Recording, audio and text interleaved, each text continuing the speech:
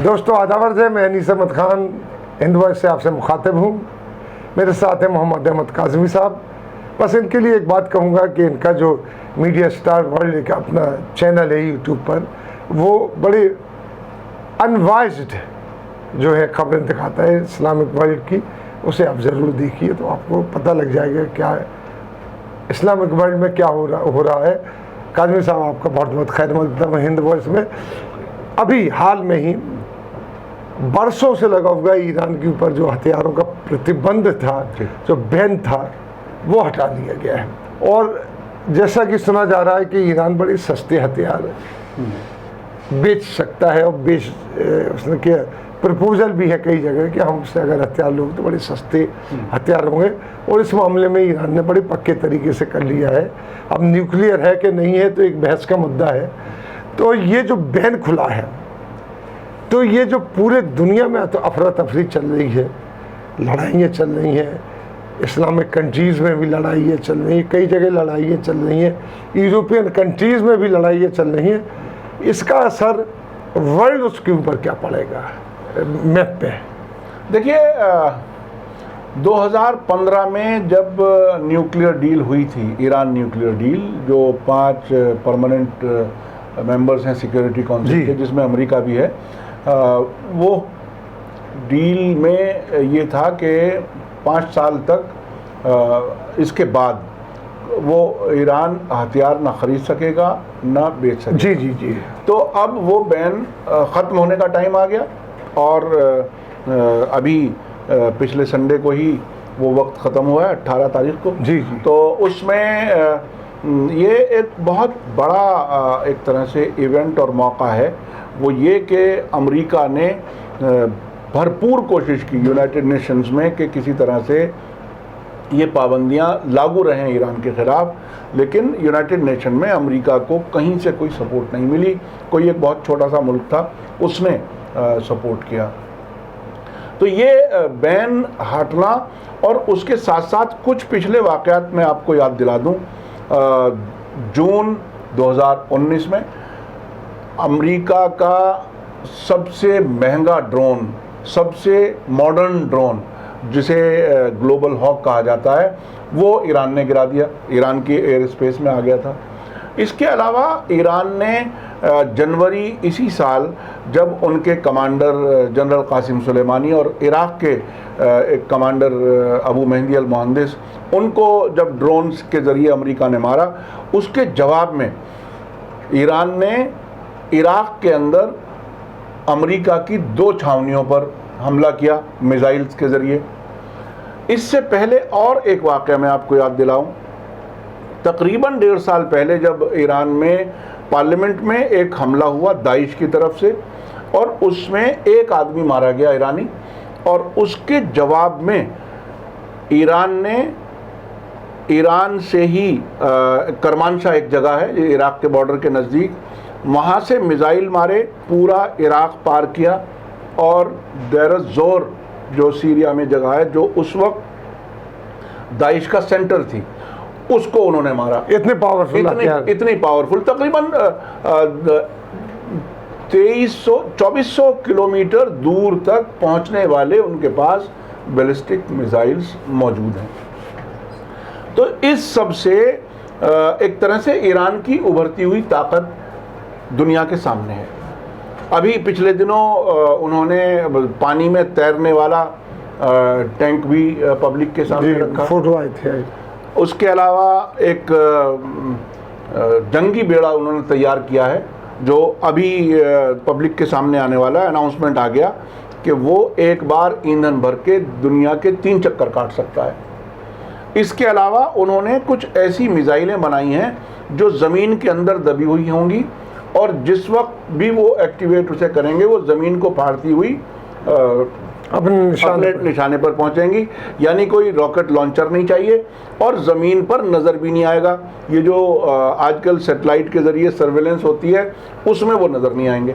तो इस किस्म के मॉडर्न हथियार उन्होंने अपने बना लिए हैं। रूस की तरफ से एक बयान आया है, रूस ने कहा है कि हम ईरान के साथ हथियारों के लेन देन में हम बाकायदा साथ रहेंगे, और ख़ुद एक ऐसा मिसाइल डिफेंस सिस्टम ईरान ने बनाया है, बाबर 73 शायद उसका नाम है, जो उन्होंने सीरिया को भी दिया है। वो रशिया के S-400 से और अमेरिका के पैट्रियट मिसाइल सिस्टम से भी बेहतर है। तो इतने अच्छे हथियार उन्होंने बनाए हैं और वो अपने आप को कहते हैं हम सेल्फ रिलायंट हो चुके हैं, हमें कहीं से हथियार लेने की ज़रूरत नहीं है। तो इस बैकग्राउंड के साथ जब आप समझें कि वो पाबंदियां हटी हैं तो इसका क्या होगा, मेरा तो ये यकीन है कि ईरान हथियार बेचेगा भी और ख़रीदेगा भी जैसी उसको ज़रूरत होगी, और इससे अमेरिका की और बेचैनी बढ़ेगी। यही वजह है कि वो अब इराक़ से वापस जाने की बात भी मजबूरन कहना शुरू किया है। इराक़ की पार्लियामेंट ने एक कानून पास किया था जिसमें फॉरेन फोर्सेस को बाहर निकालने के लिए अपनी सरकार से कहा था।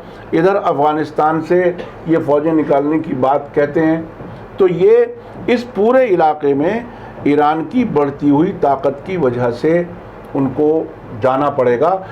अब जब हथियार लेने देने भी शुरू हो जाएंगे तो ये और बड़ा चैलेंज। मैं एक बात और कहना चाहता हूँ, जब इतनी बड़ी पावर है, हाँ, इतना बड़ा उसके पास एमुनिशन है, और आजकल लड़ाई इसी बात की है। जी जी बिल्कुल। वैसे लड़ाई तो कुछ दूसरी चीज़ों पे भी होती है। हाँ, अब जो वार चल रही है जी जी जी जी, वो तो अब तो टिकटॉक पर भी हमारे यहाँ तो ऐप बंद करके खुश हो जाते हैं कि साहब हमने चीन के ऐप बंद कर दिए तो शायद हमारा देश जो है वो जो रियल में लड़ाई है वो नकली नोटों के ऊपर भी हो रही है कि नकली करेंसी फैला देते हैं। और ईरान ने ड्रोन बहुत अच्छे बनाए हुए हैं, ड्रोन और मिसाइल। लेकिन इसके बावजूद भी क्या जो मुस्लिम्स में, इस्लामिक कंट्रीज में की लीडरशिप में खला आ रहा है, खाली हो रही है जगह, सऊदी अरब के दूसरी तरफ झुक जाने की वजह से, इजराइल की तरफ जाने की वजह से, तो क्या वो, और उसमें टर्की भी लगा हुआ है कि वहाँ तक आने के लिए,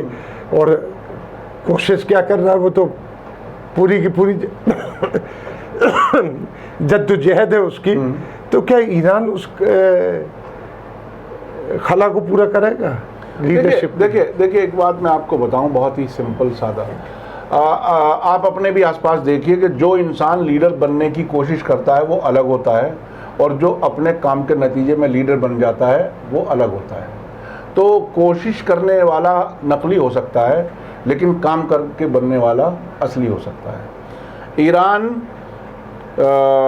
अब ईरान का इन्फ्लुएंस इस पूरे इलाके में कहाँ कहाँ है, आप देखिए, पूरा मैप रखिए मिडिल ईस्ट का, उसमें आपको अंदाज़ होगा। ईरान, उसके बाद इराक़ में इन्फ्लुएंस इतना है कि अमेरिका को भागने की तैयारी करनी पड़ रही है। सीरिया में जिसको बशार अल असद की हुकूमत गिराने के लिए इतनी लंबी कोशिश की गई, दाइश के आतंकवादियों को भेजा गया, अब वो डोनाल्ड ट्रंप अपने हाथ से ख़त लिख करके भेज रहे हैं बशार अल असद को। अभी मैं ख़बर देख रहा था कि कतर और UAE से दमिश्क के लिए फ़्लाइटें रेस्टोर हो गई हैं। तो बहुत तेज़ी से किया इन्होंने। तो अब, और चूँकि सीरिया ईरान का बहुत नज़दीकी दोस्त है, न सिर्फ अब से बल्कि 1980 से 1988 के बीच में जो ईरान इराक़ जंग हुई थी, उस वक्त अकेला अरब मुल्क था सीरिया जो ईरान के साथ था। उसके बाद आप आगे बढ़ें, लेबनान में हिजबुल्लाह के बगैर सरकार नहीं बनती, और हिजबुल्लाह आयतुल्लाह खामेनेई के हुक्म के बगैर कुछ करता नहीं।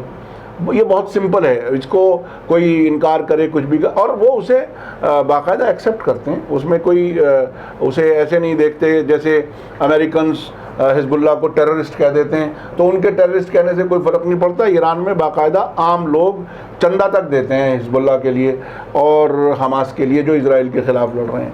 तो इस सिचुएशन में बढ़ती हुई इस ताकत का मुकाबला करने की हालत नहीं लगती, चूँकि अमेरिका खुद बहुत ही फ्रेजाइल बेसिस पर है। इस पूरे इलाके में अमेरिका के भी फ़ौजी अलग अलग जगहों पे बैठे हुए हैं। ईरान की इतनी बढ़ती हुई ताकत की जद में अमेरिकन्स आ सकते हैं, उसका ख़तरा अमेरिका को कितना है वो इस बात से साफ नज़र आ जाता है कि ग्लोबल हॉक गिरने के बाद भी अमेरिका ईरान के ख़िलाफ़ कोई कार्रवाई नहीं करता। इराक़ में अपनी छावनियों पर हमला होने के बाद भी कोई कार्रवाई नहीं करता। तो ये बाकायदा जाहिर करता है कि अमेरिका समझ रहा है कि ईरान की कितनी ताकत है। अब जब पाबंदियां हटेंगी और हट गई तो अब तो ये ताकत और बढ़ेगी। अंडरग्राउंड उन्होंने पूरे तकरीबन शहर बना रखे हैं डिफेंस के लिए। बहुत मतलब मेरी नज़र में इंडिया से लेकर के और यूरोप तक इस 40 साल के अंदर जितनी मजबूती ईरान ने तमाम पाबंदियों के बाद भी की है, ऐसी किसी मुल्क ने नहीं की। ये मैं बिल्कुल पूरे यकीन के साथ कह सकता हूँ। चलिए, बहुत बहुत शुक्रिया काज़मी साहब आपका डिटेल बताने का। इसी के साथ हम लेते हैं विदा। फिर काज़मी साहब के साथ किसी अगले अंक में हाजिर होंगे। तब तक के लिए दीजिए मुझे इजाज़त।